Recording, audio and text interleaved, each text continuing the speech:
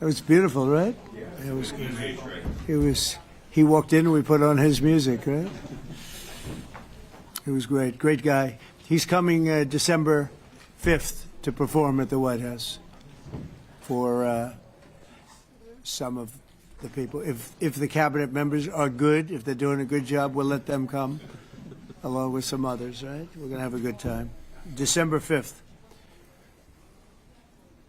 Well, thank you very much, everybody. It's an honor to be with a very strong leader, a man who has been through a lot, and a man who I've gotten to know very well, and we've gotten along really very well. And we had a big call yesterday, as you know, with President Putin, and we'll be talking about it. President Zelenskyy of Ukraine has endured a lot. I mean, he really has. He's endured a lot, and we've endured it with him. To be honest, it's been a long time, and I think we're making great progress. So we're going to be talking about that today. We'll be talking about what took place yesterday with my phone call with President Putin. And I think that things are coming along pretty well. It began with Alaska, where I think certain guidelines were discussed, and we want to see if we can get this done. This was long ago into the Biden administration. I came here and we inherited this, and we'd like to see if we could finish it, end it. We want it ended. So many people have died in this war, and we're gonna get it ended. So I just want to thank you all very much. If you have a couple of questions, go ahead, please. In fact, before I do that, let me just ask the President to say a few words. Thank you, President. Pleasure. Glad to meet you again, Mr. President. Thank you very much for the invitation. Again, my congratulations with your successful ceasefire in the Middle East. Thank you. Yeah, and you did it, and I think this is the momentum to finish Russia's war against Ukraine. I think that, yes, we understand that Putin is not ready. I think not ready, but I think that I'm confident that with your help, we can stop this war. And we really need it. We see that they don't have successful steps on the battlefield, and it's good. I think that their army is weak now, but a lot of losses. They have a lot of losses and in economy and people, and I think this is a very important moment. And I wanted to thank you, Mr. President, after our phone calls. Yesterday I had a good opportunity to meet with the big American energy companies, and they're ready to help us. Yes, after all these attacks on our infrastructure, Russian attacks, and etc. And I had also meetings, thanks to your team. We had meetings with a good military companies. We spoke about air defense, and I want to share it after with details where we are. Thank you. Thank you so much. Thank you very much. Mr. President. Very good. And I think it looks beautiful in his jacket. Yeah? It's beautiful. I hope people notice. It's a good. It's actually very stylish. I like it. President Trump. Yeah, please go ahead. Under the Biden administration, the White House was fearing of a possible escalation. They were not allowing the Ukrainians to strike into Russia, fearing of this escalation. Yeah. Would your administration allow Ukrainians to strike deep into Russia? We're going to be talking about that. That's something we'll be talking about. You're right. It's an escalation, but we'll be talking about that. Mr. President. Will President Zelenskyy join you in Hungary to meet President Putin? Because it's a leader that we like. We like Viktor Orban. He likes him. I like him. It's a country that's a safe country. Done a very good job. He's been a very good leader in the sense of running his country. He doesn't have a lot of the problems that other countries have. And so we've decided that we'll be going to be with Viktor Orban, and he will, I think he'll be a very good host. President Trump. President Trump. President Trump. Right here. It's in President Trump. Hungary, yeah. We're doing Hungary, yeah. With Putin, trilateral meeting, or is it just you and Putin? To be determined, but I would say most likely it's going to be a double meeting. It'll be a double meeting, but we will have the President, Zelenskyy, in touch. There's a lot of bad blood with the two presidents, and I'm not speaking out of turn when I say it. It's a very difficult situation. You know, we just settled the war in after thousands of years, I guess. People say anywhere from 500 to 3,000 years. And I was in rooms, as you saw, because you were with me, a lot of you were with me last week, with leaders that didn't like each other, but they were able to get along. These two leaders do not like each other, and we want to make it comfortable for everybody. So one way or the other, we'll be involved in threes, but it may be separated. President Trump. Mr. President. President Trump. Doesn't agree to peace in Hungary. Was he what? Where are you from? From Ukraine. He actually had a Okay, good. conversation with me. Good, yeah. yesterday. What if President Putin doesn't agree to peace in Hungary? What do you do then? Do you have? Well, let's see what steps for happens. that? I mean, what if? I think he will. I think that President Putin wants to end the war, or I wouldn't be talking this way. I think he wants to end the war. I spoke to him yesterday for 2.5 hours. We went through a lot of details. He wants to get it ended. I think that President Zelenskyy wants to get it ended. Now we have to get it done. President Trump. President Trump. Kara Castronova from Lindell TV. And although I love asking you questions, today my question is for President Zelenskyy of Sure. Ukraine. Go ahead, please. Thank you. Our President Zelenskyy, President Trump, just brokered a peace deal in the Middle East that all Americans, both sides of the aisle, are very proud of. But to meet that deal, both sides had to make concessions. Our president has stuck out his neck in many ways to make a peace deal for your war as well. What specific concessions are you willing to make to end this war with Russia? Will you give up joining NATO? Americans have foreign war fatigue, and our president, as he said, we need our tomahawks too. To me. Yes, you, Okay. President Zelenskyy. Thank you What very much. concessions will you That's some question. Right? So many Thank questions you. in one. Thank you very much for your question. First of all, I think we need to sit and speak. The second point, we need ceasefire. Even now, you see in the Middle East, it's very difficult to hold ceasefire. Everywhere, in every war, it's very difficult. We want peace. Putin doesn't want. That's why we need pressure on him. We will speak with President today what we need. We understand what we need to push Putin to negotiation table. And as I said previously, so we are ready to speak in any kind of format, bilateral, trilateral, doesn't matter. Matter just peace.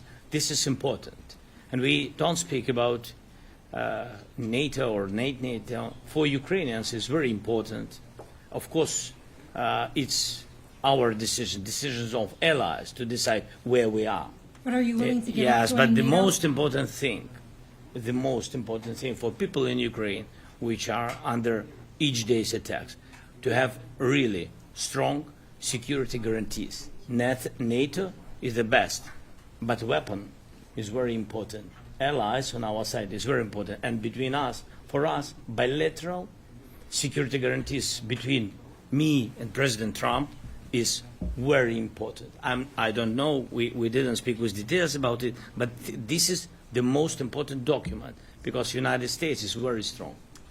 Sir, President Trump, Peter? President Trump, you are the middleman right now, hoping to end this conflict. Who is doing a better job negotiating, President Zelenskyy or President Putin? I think they're both doing a great job in that sense. We have to get it done. We've got to take some of the hatred of each other. They don't like each other. I say that in front of President Zelenskyy, but I say it in front of President Putin too. They have tremendous bad blood. It really is what is holding up, I think, a settlement. I think we're going to get it done, and we have to make it long-lasting. As I said in the Middle East, everlasting, right? Everlasting. And the Middle East is a much more complicated situation. We had 59 countries involved, and every one of them agreed. And it's sort of amazing. Most people didn't think that was doable. This is going to be something I really believe that's going to get done. I had a very good talk yesterday with President Putin. I think he wants to get it done. And President Peter? Zelenskyy, right behind you. When we were in Israel with President Trump earlier in the week, we heard a lot about the difference in diplomacy between President Trump and President Joe Biden before him. What do you see as the biggest difference in diplomacy between President Trump and President Biden? President Trump has a big chance now to finish this war. President Biden now is not the president, so he doesn't have a chance to finish this war. And President Trump is really showed for the world that he can manage ceasefire in Middle East, and that's why I hope that he will do this, and we will also have such big success. For Ukraine, it's a big chance, and I hope that President Trump can manage it. I would say the biggest difference is one is extremely competent and the other one is grossly incompetent. Mr. President. Mr. President. Sir, a few weeks ago in New York when you two met, you said that you think Ukraine could ultimately take back all the territory that it's lost so far. Do you still think that's the case, or do you think there'll have to be some sort of You swap never of know. territories? Look, you know, war is very interesting. You never know, do you? You just never know. With war and peace, but you never know. Are you ready? President Trump, missile. Please. Russia calls Tomahawk supply to Ukraine as an escalation, yet it continues using similar cruise missiles like Caliber. And Yeah. even Who are you with? Who are you with? You Ukraine? Yeah. Good. But Russia continue even using the cruise missiles and also nuclear-capable ballistic missiles in Ukraine since 2022. So do you consider providing Ukraine with the Tomahawk or similar missiles as an opportunity to equalize the possibilities of Ukraine and Russia and push Moscow to the negotiation Yeah. table? Sure. We're going to be talking about that. That's why we're here. Okay? Fair question. Exactly as he told you to say it. But we're going to be talking about it. Okay? Yeah, please. President. Message to India and Hungary, who is still refusing. You said India and Hungary? That's an interesting. And Hungary India and Hungary. It's an interesting combination. refuse to stop buying Russian oil. Well, India is not going to be buying Russian oil anymore. And Hungary is sort of stuck because they have one pipeline that's been there for years and years and years, and they're inland. They don't have sea. They don't have sea. And I spoke with the very great leader of Hungary, and they are, you know, it's very hard for them to get oil. I understand it. Hungary's in a very interesting position because they can't have ports. You know, they're surrounded by land. So we'll see what happens there. But India will not be buying oil from Russia. And they've already de-escalated, and they've more or less stopped. They're pulling back. They bought about 38% of the oil, and they won't be doing it anymore. Mr. President Trump has been helping you in achieving peace in Ukraine. Who has? First Lady Melania Trump Yeah. has been helping in returning abducted Ukrainian children from Russian captivity. President Zelensky, do you appreciate those efforts? How do you assess them? And did you ask her to step in to help you? No, she wanted to do it. She just felt very strongly about the children, and she's done a really good job, I think, in bringing it to the fore. You know, we have a lot of children involved. Now, it's some people say it's 20,000, and some people say it's 300. There's a big difference between that, so nobody really knows. But she felt very strongly about the children. She thinks about the children all the time. President Trump, if you okay Tomahawks to Ukraine, what's going to happen if the United States is in a conflict and we need the Tomahawks? Do we have enough? That's a problem. We need Tomahawks, and we need a lot of other things that we've been sending over the last 4 years to Ukraine. We've been, you know, we gave them a lot. Now we have a different situation. We send it to the European Union. They pay for it and all that, and they have plenty of money. But it's beyond the money. You know, we need Tomahawks, or we need a lot of other weapons that we're sending to Ukraine. One of the reasons we want to get this war over is exactly that. It's not easy for us to give. You're talking about massive numbers of very powerful weapons. So that's one of the things we'll be talking about. Hopefully they won't need it. Hopefully we'll be able to get the war over with without thinking about Tomahawks. I think we're fairly close to that. Yeah, go ahead. Can I say, yeah, please. Just you to understand. So for today, of course, we want to finish this war, but the war is another technological war. You don't use just Tomahawks. If you want to target a military goal, you need thousands of drones. It goes together. with such missiles. Ukraine has such thousands of our production drones, but we don't have Tomahawks. That's why we need Tomahawks. But United States is a very strong production, and the United States has Tomahawks and other missiles, very strong missiles, but they can have our thousands of drones. That's why where we can work together, where we can strengthen American production. And so just so that I understand, so you're suggesting kind of a trade. If President Trump okays Tomahawk missiles to help you launch Yes, it's into about Russia, military goals. It's then you only would about let- military goals. Right, but then you would authorize some kind of an exchange where Yes, of course. the U.S. gets Yes, we Ukrainian- have proposition. Yeah, And we have big proposition President- with our drones. President Trump, I don't mean to be brokering an arms deal here, but is that something that you would be interested in, Ukrainian drones? We are, yeah, we would. We have a lot of drones right now. We build our own drones, but we also buy drones from others, and they make a very good drone. I mean, drone warfare has really come to the fore over the last couple of years because of this war. I will say, there's nothing like the jets. You know, we knocked out a lot of drones in Israel. We were knocking them out for Israel, and we were doing it with extremely fast and powerful jets, following the drones and knocking the hell out of them. So, it's, you know, we know a lot about the drones, and we know a lot about the great jets, the great ones. The ones, well, and the B-52s, which were totally they were stealth. They were undetectable. So we have a lot of different weapons. And, you know, I have an obligation also, though, to make sure that we're completely stocked up as a country, because you never know what's going to happen.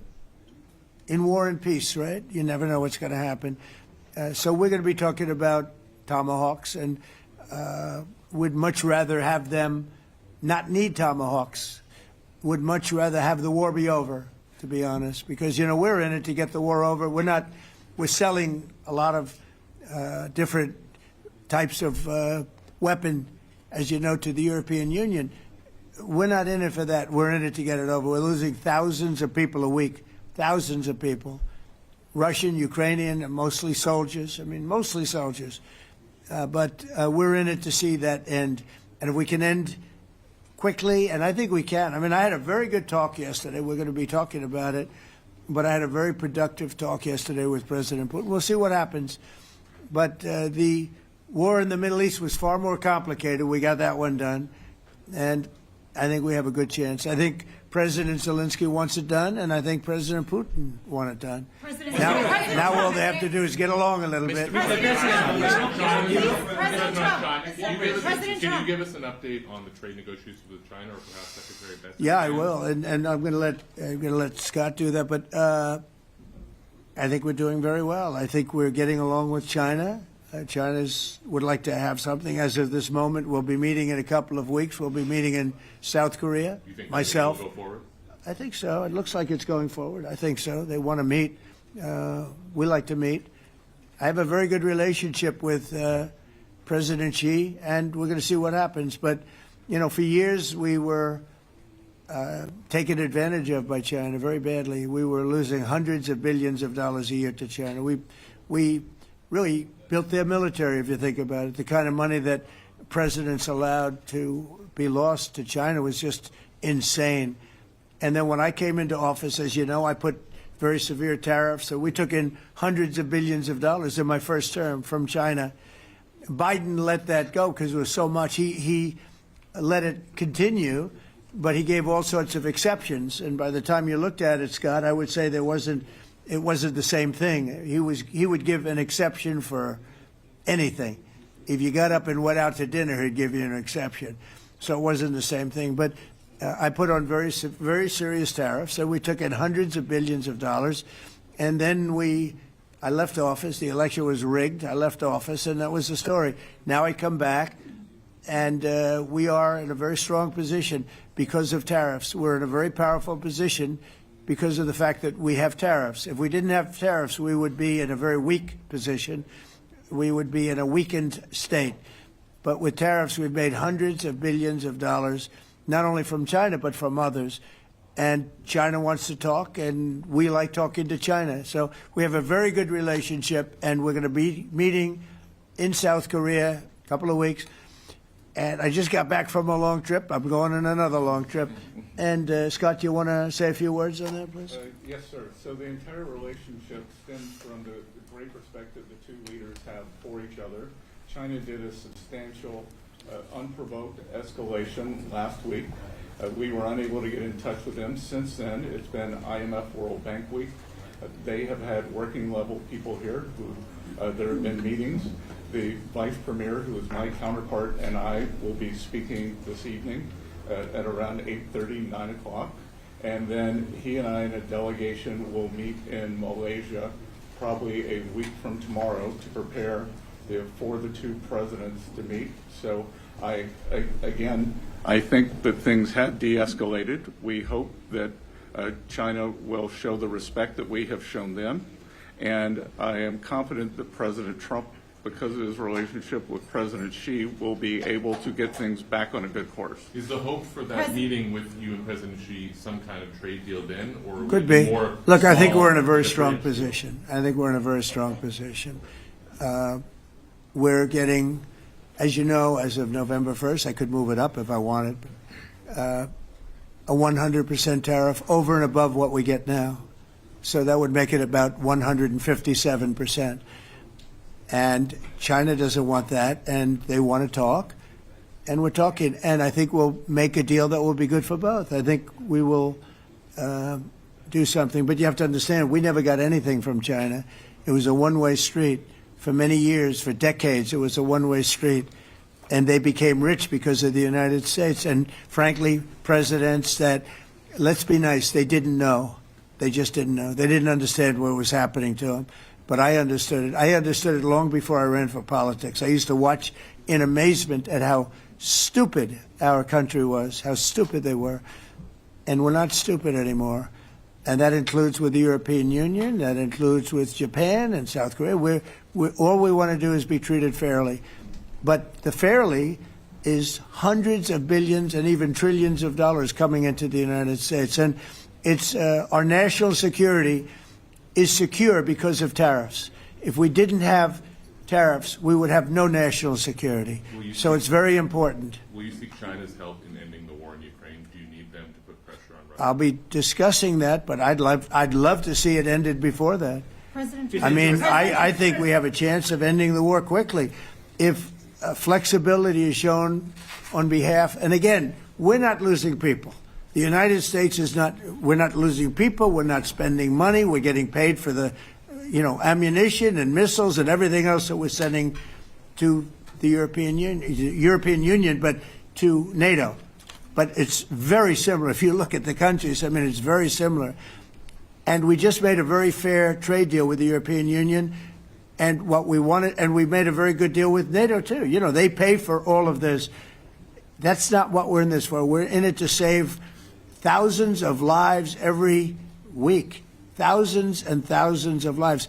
That's why we're in it. And I think we have a very good chance of bringing this war to a conclusion. Europe's president and your cabinet has done honestly an excellent job. I think that a lot of people could agree to that. Thank you. I'm speaking as someone who lost my father in a war, so I know the human cost.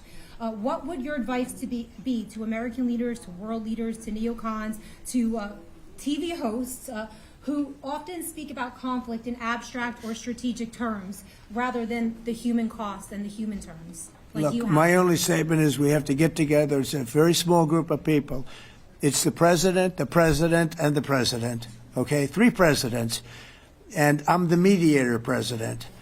And I'm mediating not an easy situation. It should be easy, but it's a lot easier when people understand each other and when they get together and when they like each other. We don't necessarily have that situation as far as like is concerned. Maybe it can turn around. Maybe it can. But in the meantime, we'll have them keep a little bit of distance, and we're going to see if we can get it done. This is number 9, okay? This will be number 9 for me. I've solved 8, including the Middle East. I've solved 8. This, I thought, would have been among the easiest. We solved, President Putin mentioned yesterday Armenia, all of the different wars. He said it was amazing because but the big one that he was surprised that we were able to settle was the Middle East. He thought it was incredible. He was very generous in that sense. This should be something we're able to settle, and I think we will be able to settle. your Yeah, President- Brian. Yes, sir. On that note, you will go down as the peacemaker, no doubt, and you will resolve this war. Well, you know, we resolved 8 others. It's funny how people say that. If you get this one, every time I do one, they forget about that one. I solved 8 wars. Go to Rwanda and the Congo. Talk about India and Pakistan. Look at Thailand. Look at all of the wars that we solved. And every time I solve one, they say, if you solve the next one, you're going to get the Nobel Prize. I didn't get a Nobel Prize. Somebody got it who's a very nice woman. Very nice. I don't know who she is, but she was very generous. So I don't care about all that stuff. I just care about saving lives. But this will be number 9. But every time I solve one, they said, sir, if you solve one more, you're going to be known as a peacekeeper. So to the best of my knowledge, we've never had a president that solved one war. Not one war. Bush started a war. A lot of them start wars, but they don't solve the wars. They don't settle them. And especially when they have nothing to do with us. I guess just about all of these wars had nothing to do with us. But I saved tens of millions of lives. The Prime Minister of Pakistan said, I saved millions of lives in interceding on Pakistan, and you look at Pakistan and India as an example. That would have been a bad one, 2 nuclear nations, right? So I say this, this is pretty much the last one, although I do understand that Pakistan attacked, or there is an attack going on with Afghanistan. That's an easy one for me to solve if I have to solve it. In the meantime, I have to run the USA, but I love solving wars. You know why? I like stopping people from being killed, and I've saved millions and millions of lives, and I think we're going to have success with this war. Wait, please. This, President Zelenskyy, this is your 3rd time over here. Oh. And by the way, you look excellent. Thank you, sir. Thank you. Good for you, by the way. This is your 3rd time here.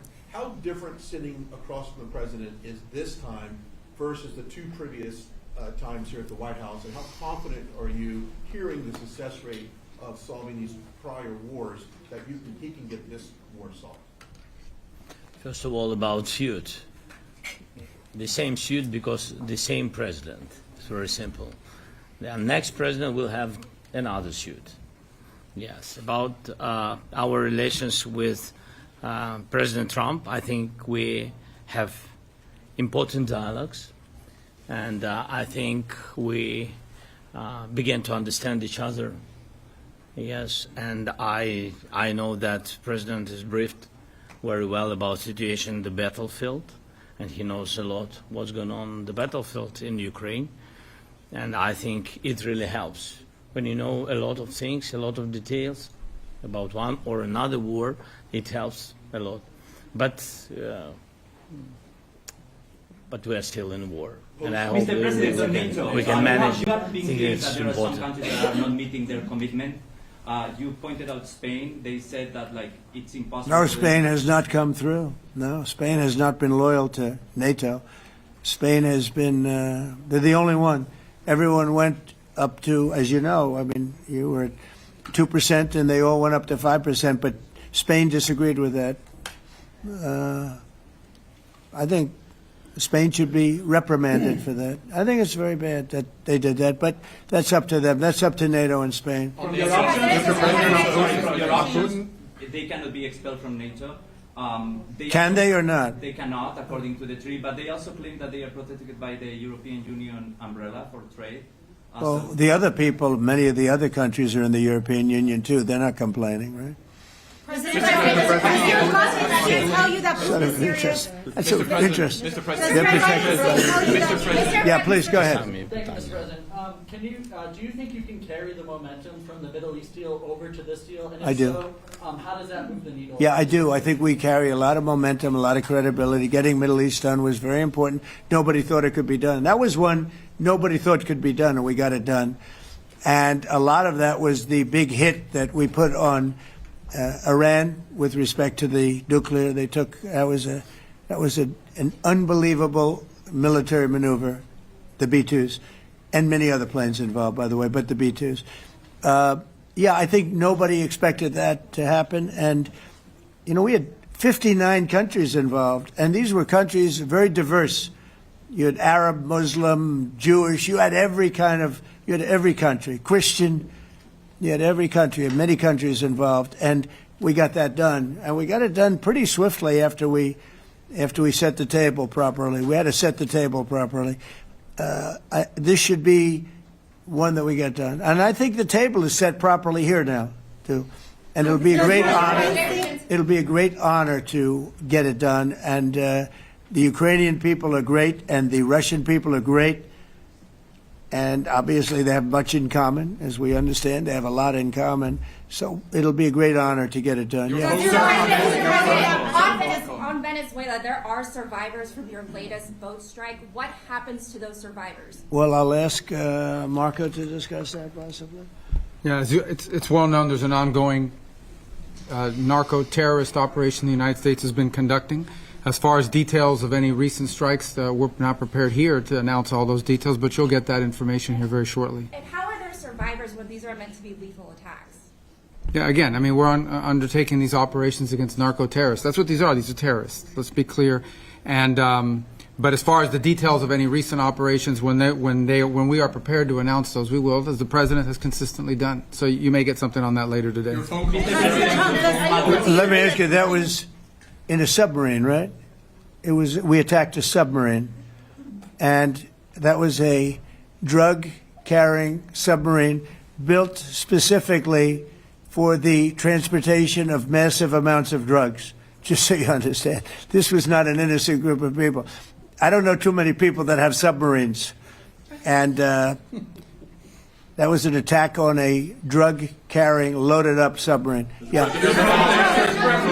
On Putin, is it your belief, as Mr. Zelenskyy said yesterday, that the threat of tomahawks and costs, as Secretary Hicks put it, is that bringing him to the table, the fact that it's kind of a carrot and a stick? I don't know what's bringing him to it. I think he wants to make a deal, that's all. I can't tell you what's bringing him. Sure, that's the threat of that is good, but the threat of that is always there. Tomahawks are very dangerous weapons. They're incredible weapons. If you like warfare, it's one of the most accurate. You know, we hit 30 Tomahawks in Iran after the B-2s did their damage. We sort of gave it a little capper with 30 Tomahawks from a submarine, quite far away actually. But they're an amazing weapon. They're a very powerful weapon, but they're a very dangerous weapon, and it could mean big, escalation. It could mean a lot of bad things can happen. Tomahawks are a big deal. But one thing I have to say, we want Tomahawks also. We don't want to be giving away things that we need to protect our country. We have a very strong country right now. We have a strong military. We have the greatest military in the world. We have the greatest weapons in the world. I want to get this war over. Okay? Putin-Trump tunnel to connect Russia and Alaska. Are you interested? I just heard about it. A tunnel from Russia to Alaska. I just heard about that one. That's an interesting one. We'll have to think about that. I hadn't heard that. We just did a nice road in Alaska that's going to get us to a lot of minerals, and we have a piece of it, a good piece of the ownership because of the fact we made it possible. But this came up yesterday, a tunnel from Russia to Alaska. That's an interesting. What do you think of that, Mr. President? Do you have any ideas? How do you like that idea? I'm not happy with this. I don't think you're going to like it. I don't think he liked it. I don't think he liked it. President Trump, do you think that Vladimir Putin, do you think that Putin's your gut instinct? Well, we had a senator that wanted, remember, from Hawaii, she wanted a tunnel from the mainland to Hawaii, and she said, well, we can't do that, so we're going to build a railroad to Hawaii. Do you remember? She's a current sitting senator, a Democrat. She wants a railroad to go to Hawaii, right? You know who that is, right? She's another. She's another beauty. President Trump, your gut instinct. Yeah, please. On your meeting with Putin, aren't you concerned that maybe the Russian president is trying to buy himself more time? Yeah, I am. But you know, I've been played all my life by the best of them, and I came out really well. So it's possible. Yeah, a little time. Is your gut instinct it's all right. But I think that I'm pretty good at this stuff. I think that he wants to make a deal. I made 8 of them. I'm going to make a 9th. I think he wants to make a deal. Do you still consider Russia to be a paper tiger? Do you think, judging by the state of its economy, Well, I think that he should have won the war in a week. Yeah, I do think. And if we didn't give the anti-tank missiles, as you know, the javelins they call them, they got stuck in the mud.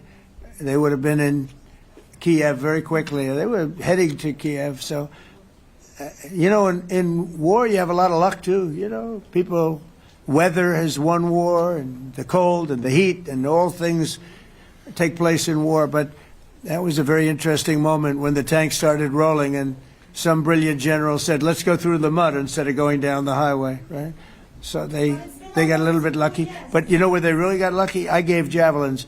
That wasn't given by Barack Hussein Obama. He gave them sheets. There's a statement. Obama gave them sheets and I gave them the javelins. And the javelins are a devastating weapon. And that wasn't given by Obama. That was given by, because at the time it was Obama. That was given by me. So it was like one of those things. And you had hundreds of them. They're a devastating weapon. We have a lot of devastating weapons. I'd rather not use them. But that was a big moment. When the tanks got stuck, they got stuck. And call it luck or call it talent. I'm not sure what you'd call it, but it was a big moment in time. Do you think Democrats will give you credit? Do you think Democrats will give you credit when you finally end this war, like they did with the war in the Middle East? And I think right now the Democrats are really damaged, mentally damaged. They want to take $1.5 trillion with a T, $1 trillion, and give it to people that invaded our country. They came into our country illegally, from prisons, from mental institutions, gang members. They want to give them health care and take it away from our citizens. We're not going to do that. $1.5 trillion. They want to destroy. They want to destroy our health care system. We're not going to let that happen. Have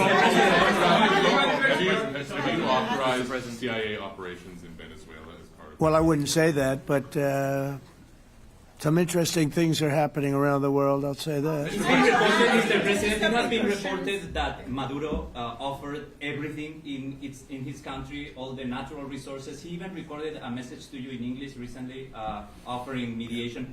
What could we do in order to stop that? He has offered everything. He's offered everything. You're right. You know why?